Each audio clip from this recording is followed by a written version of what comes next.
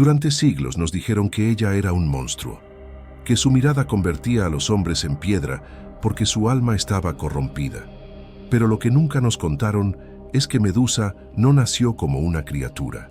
Fue una mujer, una sacerdotisa, y su castigo no fue por maldad, sino por algo que los dioses nunca supieron proteger: la inocencia. Antes de continuar, dime algo en los comentarios. ¿Crees que los dioses siempre fueron justos o solo escribieron la historia a su favor? Si este tipo de relatos te atrapan, deja tu opinión, dale me gusta al video y suscríbete a Los Secretos de los Dioses para descubrir lo que la mitología intentó ocultar. Antes de que su nombre provocara miedo, Medusa era conocida por otra cosa muy distinta. No por horror, no por muerte, sino por belleza y devoción. Medusa servía como sacerdotisa en el templo de Atenea, diosa de la sabiduría y la estrategia. Su vida estaba regida por votos estrictos, pureza, disciplina y lealtad absoluta. No era una elección ligera. Convertirse en sacerdotisa significaba renunciar al mundo exterior, a los deseos humanos y a cualquier vida que no estuviera dedicada al templo. Y Medusa cumplía cada voto con una devoción impecable. Su belleza no era ostentosa, pero era imposible de ignorar. No buscaba miradas, pero las atraía. No hablaba de sí misma, pero su presencia llenaba los espacios. Para los fieles era un ejemplo. Para los dioses, una contradicción peligrosa. Porque en el Olimpo la belleza humana nunca fue vista como algo inocente. Siempre fue interpretada como provocación. Mientras Medusa limpiaba los suelos sagrados y encendía los altares, algo se movía fuera de su control. Los rumores cruzaban el templo, murmullos sobre su rostro, su cabello, su figura, y esos murmullos llegaron a oídos de alguien que nunca respetó límites: Poseidón. Para los dioses, los votos humanos no significaban nada. Poseidón no veía a Medusa como una sacerdotisa. La veía como algo que podía tomar. La tragedia no llegó como un ataque visible, ni como una guerra abierta. Llegó como llegan las peores injusticias, en silencio, dentro de un lugar sagrado donde ninguém debería ser ferido. El templo que debía protegerla se convirtió en escenario de la violación más profunda posible, no solo del cuerpo, sino de la fe. Y cuando todo terminó, Medusa no gritó. Él no pidió venganza. No invocó a los dioses. Ella creía que la justicia vendría de aquellos a quienes había servido con tanta devoción. Pero los dioses rara vez castigan a quienes tienen poder. Y así, llegó el momento que debería haber marcado el final de su dolor. Esto sería el comienzo de su caída. Porque la historia de Medusa nunca fue sobre un monstruo que nació malvado. Se trataba de una mujer que confiaba en los dioses y fue abandonado por ellos. Cuando Medusa buscó justicia, no miró hacia el Olimpo con rabia, miró con esperanza. Había sido una sacerdotisa fiel, había cumplido cada voto, había confiado en que los dioses protegían a quienes les servían. Pero la justicia divina no funciona como la justicia humana. En lugar de castigar al agresor, el Olimpo eligió el camino más cómodo: castigar a la víctima. Y fue Atenea quien ejecutó la sentencia. Atenea no era una diosa cualquiera. Representaba la razón, la disciplina, la honra. Su templo había sido manchado, no por Medusa, sino por la violencia cometida dentro de sus muros. Sin embargo, admitir eso significaría reconocer que un dios había profanado un espacio sagrado. Y los dioses nunca admiten culpa. Así la narrativa fue invertida. La culpa cambió de lugar. La verdad fue silenciada. Atenea declaró que Medusa había deshonrado el templo, que su presencia había provocado la ira divina, que su belleza era una ofensa y que, por lo tanto, debía ser castigada.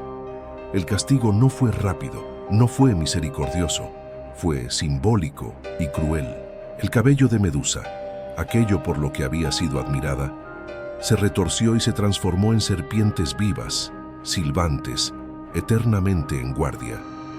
Su rostro, antes humano, fue deformado por una maldición que la separó para siempre del mundo, y su mirada, Su mirada se convirtió en un arma. Quien la mirara a los ojos quedaría convertido en piedra, no para defenderla, sino para aislarla. Medusa fue desterrada, expulsada del mundo humano, condenada a vivir lejos, donde nadie pudiera escuchar su versión de la historia. Mientras tanto, Poseidón jamás fue castigado. Continuó gobernando mares, levantando tormentas, recibiendo ofrendas. Su nombre siguió siendo venerado. El de Medusa, en cambio, se convirtió en sinónimo de monstruo. Así funciona el poder cuando no es cuestionado. Protege a los fuertes, silencia a los vulnerables, reescribe los hechos. La transformación de Medusa no fue un accidente, fue una advertencia. Un mensaje claro a mortales y dioses menores. Quien ose señalar la injusticia, pagará el precio. Y así, la sacerdotisa desapareció. En su lugar nació la leyenda, no de una villana, sino de un monstruo creado por la corrupción divina. El destierro no fue solo un cambio de lugar, fue la muerte de una identidad. Medusa fue enviada a los confines del mundo conocido, lejos de templos, lejos de ciudades, lejos de cualquier rastro de humanidad. El paisaje que la rodeaba era árido, hostil, como si incluso la tierra hubiera sido advertida de rechazarla. Allí, el silencio no traía paz, traía eco. Cada paso resonaba como un recordatorio de lo que había perdido. Al principio, Medusa no entendía su nueva forma. Sentía las serpientes moverse como si fueran pensamientos que no podía callar. Cada silbido era una memoria, cada movimiento una emoción que no encontraba salida. El miedo no era hacia los demás, era hacia sí misma. Porque el verdadero terror no es convertirse en algo temido, es descubrir que ya no se pertenece a ningún lugar. Los primeros encuentros fueron accidentales, pastores, viajeros, soldados perdidos. Medusa intentó advertirlos, bajó la mirada, se cubrió el rostro, pero bastó un segundo, una fracción de curiosidad humana para que el castigo se cumpliera. Los cuerpos se endurecieron, las voces se apagaron, la piedra sustituyó a la carne, y así nació el mito. No como un relato fiel, sino como una versión deformada por el miedo. Nadie hablaba de la sacerdotisa, nadie mencionaba la injusticia, solo quedaba la historia del monstruo que mataba con la mirada. Los detalles se exageraron, la compasión desapareció, la tragedia se volvió advertencia. Medusa comprendió entonces algo devastador. Su silencio estaba siendo usado en su contra. Cada estatua que quedaba a su alrededor no era solo una víctima del hechizo, era una prueba de que el mundo ya había decidido quién era ella. No importaba la verdad, importaba la historia que se repetía. Con el tiempo, Medusa dejó de huir, dejó de esconderse, no porque aceptara la culpa, sino porque comprendió que ya no tenía voz. La soledad se volvió su única compañía. En la noche las serpientes se aquietaban y la mente de Medusa viajaba al pasado. Recordaba el templo, las lámparas encendidas, la calma de la devoción. Recordaba quién había sido antes de que los dioses la usaran como ejemplo. Y fue allí, en ese aislamiento absoluto, donde ocurrió la transformación más profunda. Medusa dejó de ser apenas una víctima. Se convirtió en un símbolo de lo que ocurre cuando la verdad es silenciada, cuando el poder castiga al inocente, cuando la historia es escrita por quienes nunca pagaron el precio. El mito creció, pero también creció algo dentro de ella, una dureza, una resistencia. Porque aunque el mundo la llamara monstruo, Medusa sabía algo que nadie más sabía. Los verdaderos monstruos no siempre tienen serpientes por cabello. A veces, gobiernan desde el Olimpo. Con el paso del tiempo, la historia de Medusa dejó de ser un relato aislado y se transformó en advertencia. No una advertencia justa, sino útil para los dioses, útil para los hombres que repetían la versión oficial sin cuestionarla, útil para un sistema que necesitaba ejemplos claros de lo que ocurría cuando alguien salía del lugar que le había sido asignado. El miedo comenzó a circular antes que la verdad. Los viajeros ya no hablaban de una mujer castigada injustamente. Hablaban de una criatura maldita. Los poetas exageraban su apariencia. Los soldados inventaban hazañas. Cada relato añadía una capa más de horror, y con cada capa, Medusa se alejaba un poco más de quien había sido. La leyenda cumplía su función. Nadie se preguntaba por qué Medusa era así. Solo se preguntaban cómo evitarla. Ese miedo no nació por casualidad, fue cultivado. Un monstruo temido es un monstruo que no necesita explicación. Y un monstruo sin explicación es perfecto para encubrir una injusticia. Mientras todos miraban hacia la criatura, nadie miraba hacia el Olimpo. Medusa entendió, con dolor silencioso, que su historia había sido secuestrada. Cada estatua que rodeaba su morada se convertía en una prueba visual del mito. No importaba si esas personas habían llegado con intención de matarla o simplemente por curiosidad. Para el mundo exterior, todas eran víctimas del monstruo. Nadie imaginaba que muchas habían sido advertidas. Nadie quería saberlo. El miedo simplifica. El miedo apaga preguntas. El miedo convierte a las víctimas en culpables. Así, Medusa dejó de ser un individuo y pasó a ser un símbolo distorsionado. Un recordatorio de que la desobediencia, real o inventada, tenía consecuencias. Que incluso la inocencia podía ser castigada si resultaba incómoda. Pero el miedo tiene un efecto colateral que los dioses no siempre calculan. También endurece, también transforma. Medusa, aislada y demonizada, dejó de buscar comprensión. Si el mundo solo la veía como amenaza, entonces aprendería a sobrevivir como tal. No por crueldad, por necesidad. La leyenda, repetida una y otra vez, terminó borrando a la sacerdotisa de la memoria colectiva. Solo quedó la imagen, el rostro, la mirada, la maldición. Y mientras tanto, los dioses seguían intactos, incuestionables, intocables. La verdad había sido enterrada bajo capas de miedo cuidadosamente construidas. Y cuando una sociedad acepta el miedo como verdad, ya no necesita justicia. Cuando el miedo ya estaba completamente instalado, el siguiente paso fue inevitable: convertir la injusticia en una hazaña. Porque nada limpia mejor una historia sucia que un héroe bien presentado. Fue entonces cuando surgió el nombre de Perseo. Para el mundo, Perseo no era un asesino enviado contra una mujer condenada al exilio. Era un héroe joven, valiente, elegido por los dioses para cumplir una misión gloriosa. Su objetivo parecía claro y simple: acabar con el monstruo que aterrorizaba las tierras lejanas. Pero esa simplicidad era una mentira cuidadosamente construida. Los dioses no enviaron a Perseo para proteger a nadie.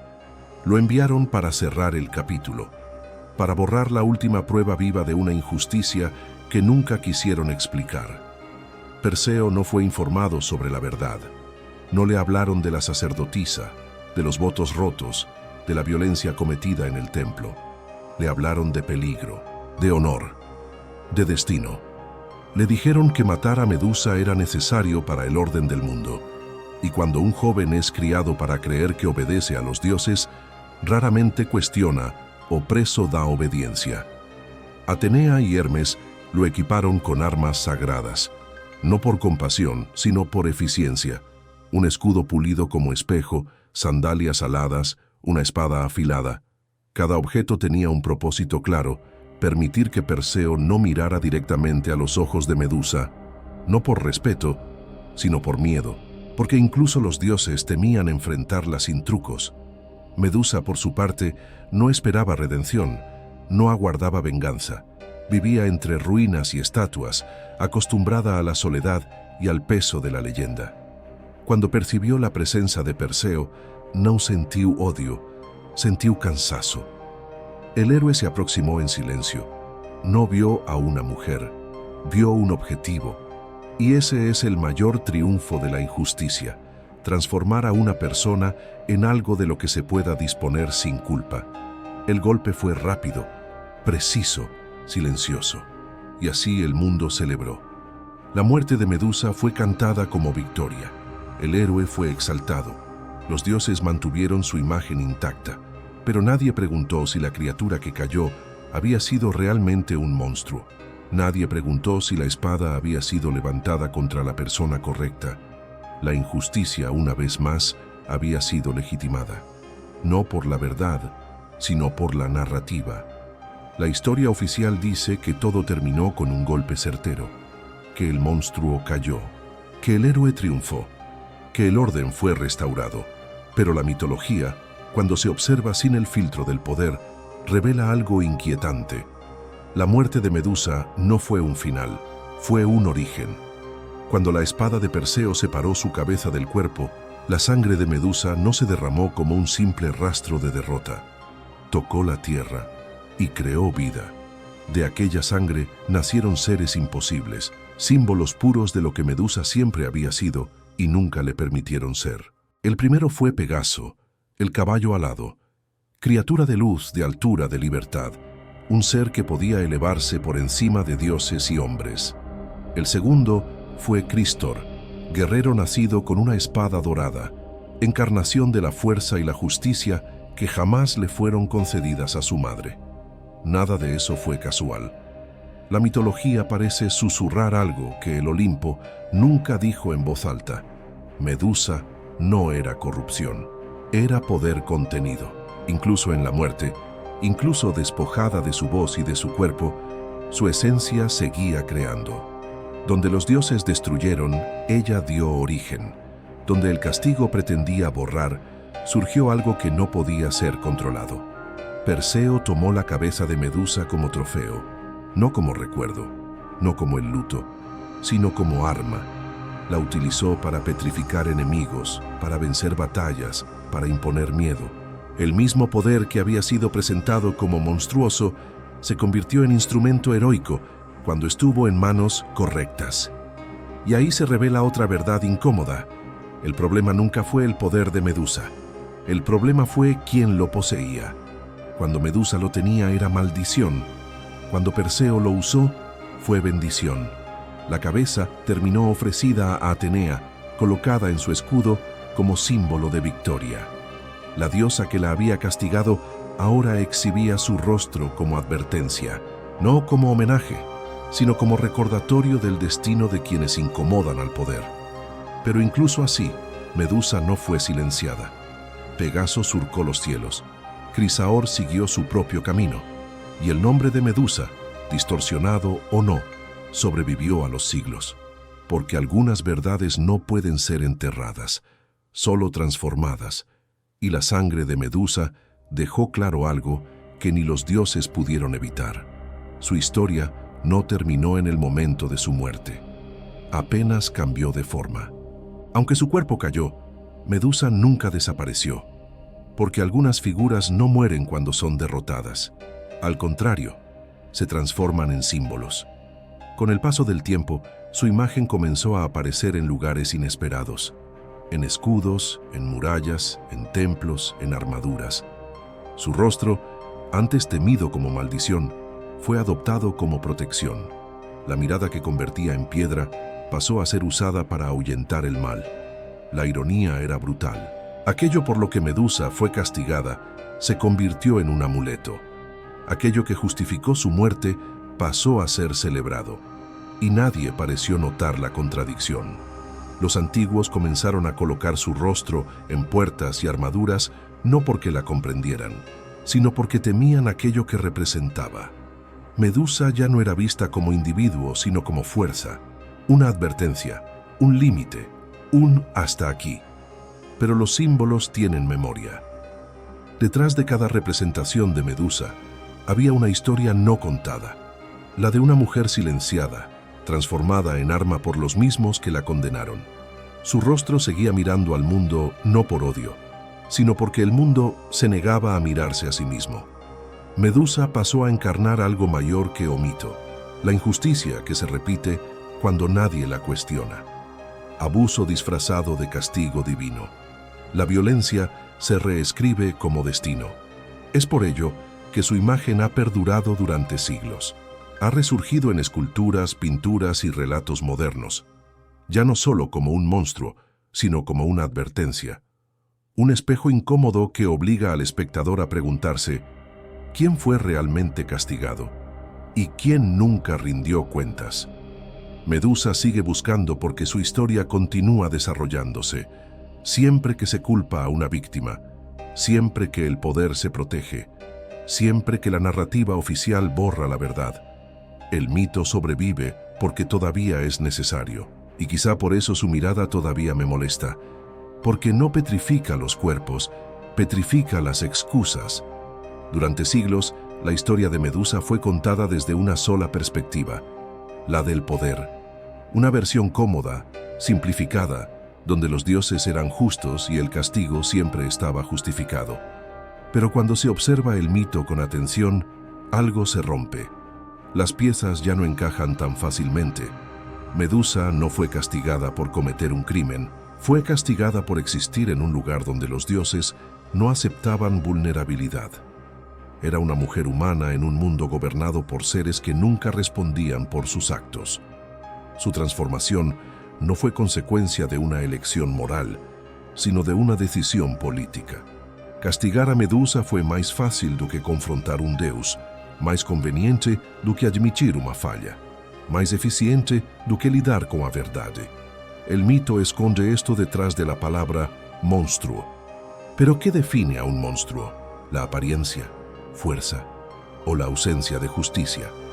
Medusa fue deshumanizada para que su historia pudiera ser ignorada. Cuando alguien deja de ser visto como persona, todo se vuelve permisible. El castigo ya no se cuestiona. La violencia deja de ser violencia y se convierte en destino. Y esto no es un accidente narrativo, es un patrón. Los mitos antiguos suelen reflejar estructuras de poder reales.